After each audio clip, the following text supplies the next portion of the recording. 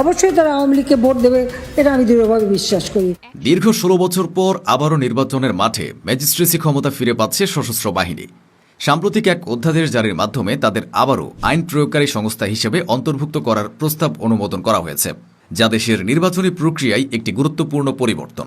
দীর্ঘ 16 বছর একচ্ছত্রভাবে শাসনের পর জুলাই অভ্যুত্থানে পতন ঘটে আওয়ামী লীগ সরকারের।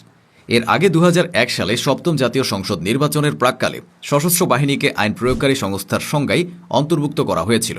এর ফলে পুলিশ বাহিনীর মতোই নির্বাচনী অপরাধে বিনা পরোয়ানায় গ্রেফতারের ক্ষমতা লাভ করেছিল সেনাবাহিনী, নৌবাহিনী এবং বিমান বাহিনীর সদস্যরা। কিন্তু 2008 সালে নবম জাতীয় সংসদ নির্বাচনে জয়ী হওয়ার পর আওয়ামী লীগ সরকার এক অধ্যাদেশের মাধ্যমে আইন প্রয়োগকারী সংস্থার সংজ্ঞা থেকে সশস্ত্র বাহিনীকে বাদ দেয়। ফলে পুলিশ, র্যাব, আনসার, বিজিবি এবং কোস্ট গার্ডের মতো ক্ষমতা সশস্ত্র বাহিনীর ছিল না। চলতি বছরের 11 আগস্ট নির্বাচন কমিশন গণপ্রতিনিধিত্ব আদেশ আরপিও সংশোধনের জন্য একটি প্রস্তাব অনুমোদন করে। এই প্রস্তাবে আইন প্রয়োগকারী সংস্থার সংজ্ঞায় সশস্ত্র বাহিনীকে পুনরায় অন্তর্ভুক্ত করার বিষয়টি ছিল। নির্বাচন ব্যবস্থা সংস্কার কমিশন এবং বিভিন্ন রাজনৈতিক দলের সুপারিশ ও দাবির প্রেক্ষিতে এই প্রস্তাবটি অনুমোদিত হয়। বর্তমানে রাষ্ট্রপতির অধ্যাদেশ জারির মাধ্যমে এই প্রস্তাব বাস্তবায়নের পথে রয়েছে। এই পদক্ষেপকে স্বাগত জানিয়েছে নির্বাচন সংশ্লিষ্ট বিশেষজ্ঞরা। নির্বাচন কমিশনার আব্দুর রহমান আল মাসুদ জানান, নির্বাচনের সেনাবাহিনী আইন প্রয়োগকারী সংস্থা হিসেবে দায়িত্ব পালন করলে তা সুষ্ঠু নির্বাচনের জন্য সহায়ক হবে। তার মতে এর ফলে নির্বাচনে আইন শৃঙ্খলা রক্ষায় সশস্ত্র বাহিনীকে আর কারোর নির্দেশের জন্য অপেক্ষা করতে হবে না।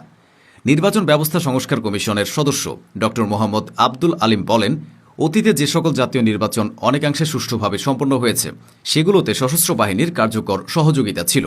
তিনি মনে করেন, নবম জাতীয় সংসদ নির্বাচনের পর তৎকালীন সরকার সেনাবাহিনীকে কার্যকরভাবে নির্বাচনী দায়িত্বে রাখতে চাননি, কারণ এই বাহিনী নিরপেক্ষভাবে দায়িত্ব পালন করে, যা ভোট লুটের ক্ষেত্রে অন্তরায় হতে পারে।